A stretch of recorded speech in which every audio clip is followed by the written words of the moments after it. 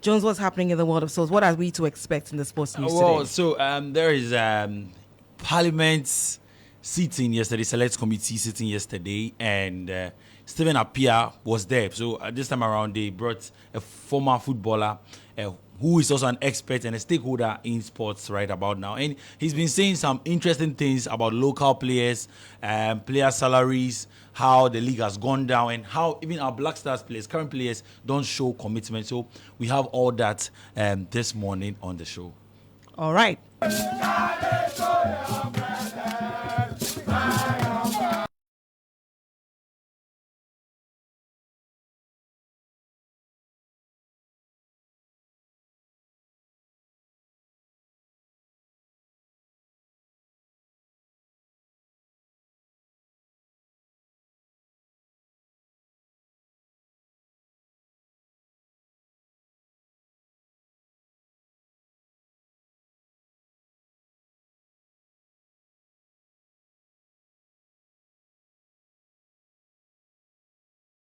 Hello, good morning, welcome. This is Star 103.5 FM, and Serena Williams says, I really think a champion is defined not by their wins, but by how they can recover when they fall. So, using Serena Williams' quote, again, he says, I really think a champion is defined, but not by their wins, but by how they can recover when they fall. And by this, I welcome you to the Sports Chat. My name is Jones Adzi, and this morning we'll be taking you to Parliament because Stephen Appiah was on yesterday. He actually was called upon to come to Parliament's sitting, yes, Sports Select sitting, committee sitting, where he actually said interesting things, and then we'll also move to the NSA chairman. Yes, the board chairman.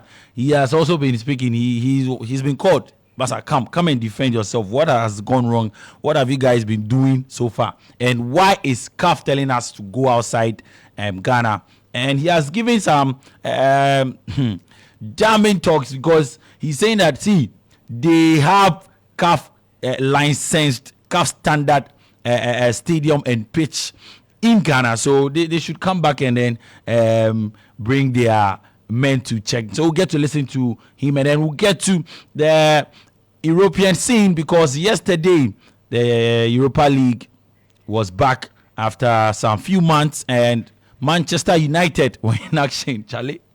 The team is shower. United were in action, and Arsenal and Liverpool were in the year for bring you results from there as well. So be right back. Then let's get to Stephen Appiah.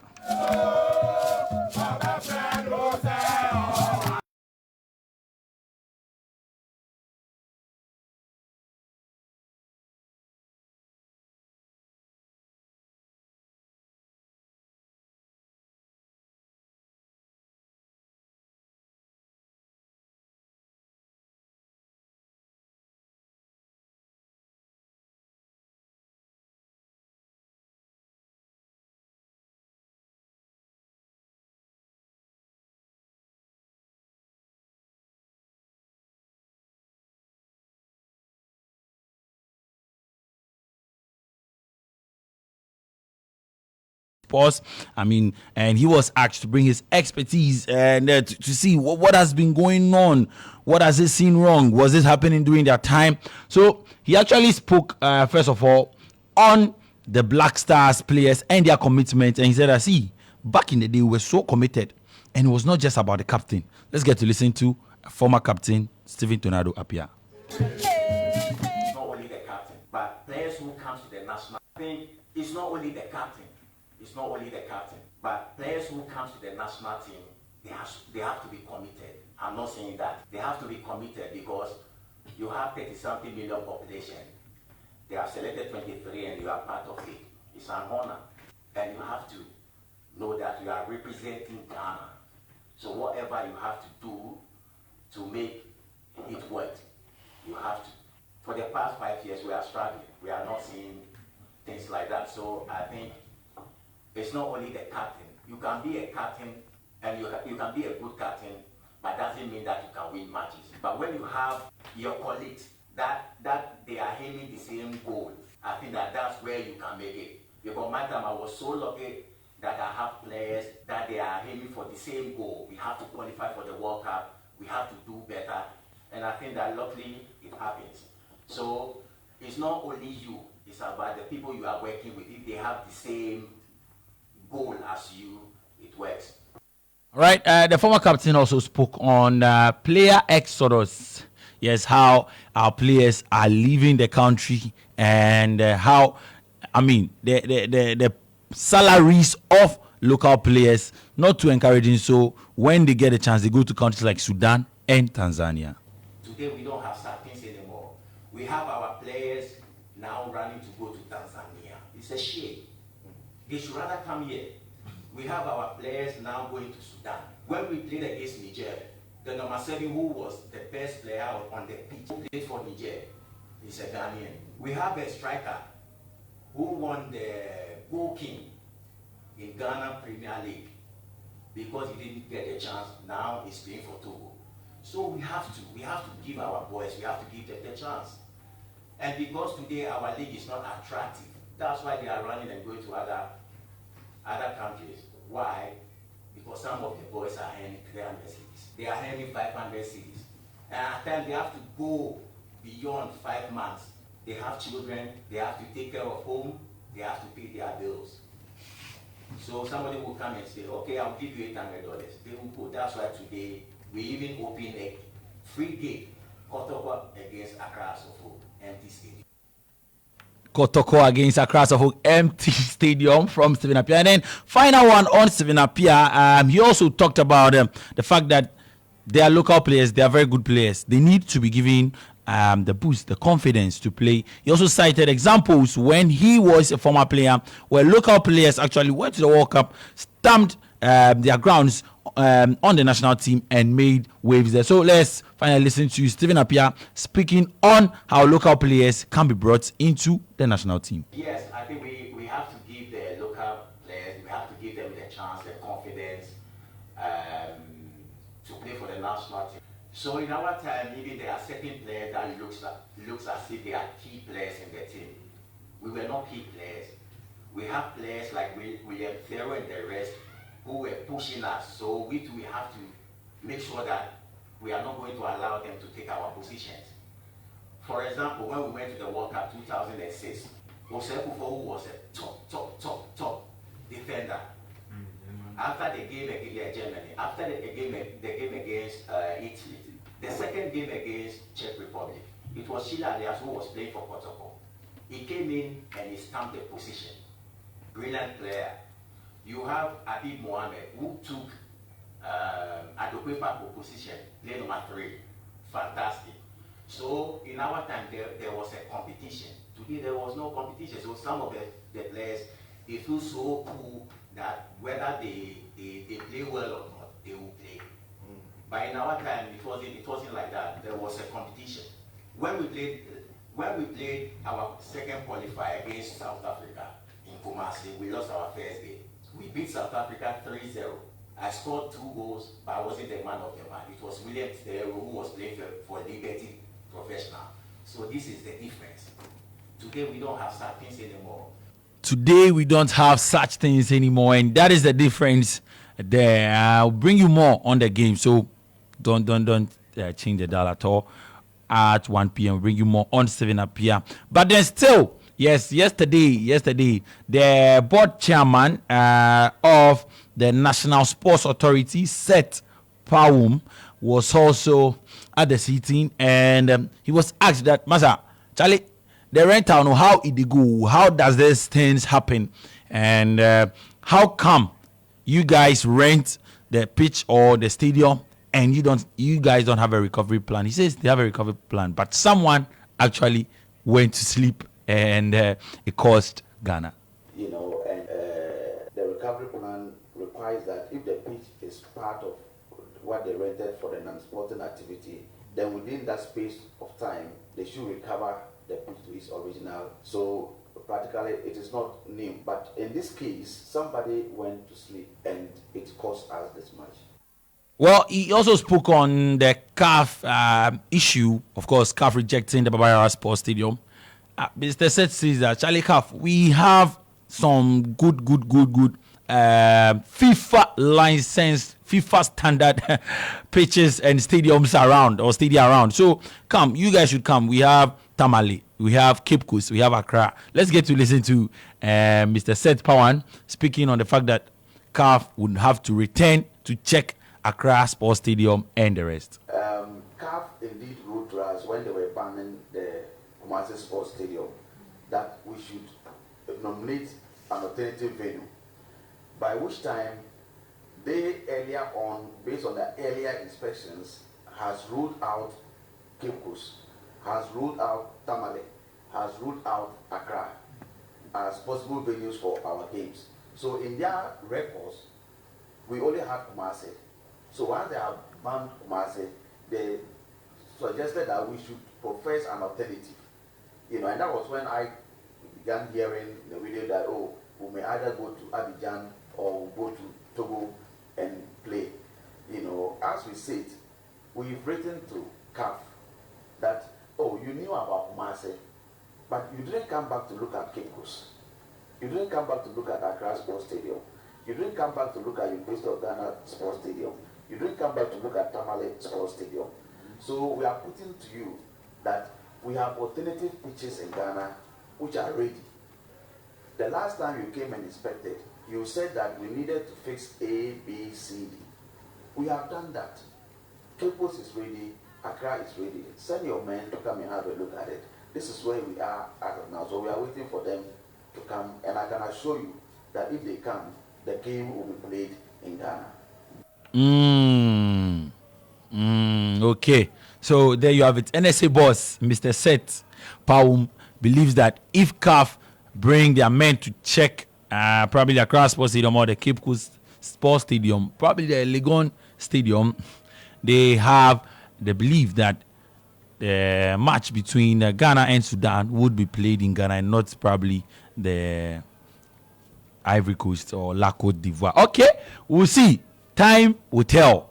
Of course, time will tell. Now let's move to the foreign scene and start off from former Real Madrid and Champions League winner, also United player, and then World Cup winner as well. Yes, World Cup winner, Champions League winner, Real Madrid defender, and then Manchester United player. Rich CV for Rafael Varane, and he has announced that he has retired from football at the age of 31. Varane joined Italian club Como on a free transfer in July, but suffered a knee injury on his debut against Sampdoria last month. The centre-back says he will stay at Como in a non-playing role. In a statement shared via Instagram, his Instagram page, Varane said, "I have fallen and risen 1,000 times, and this time it's the moment to stop and hang my boots up with my final game, winning a trophy at Wembley.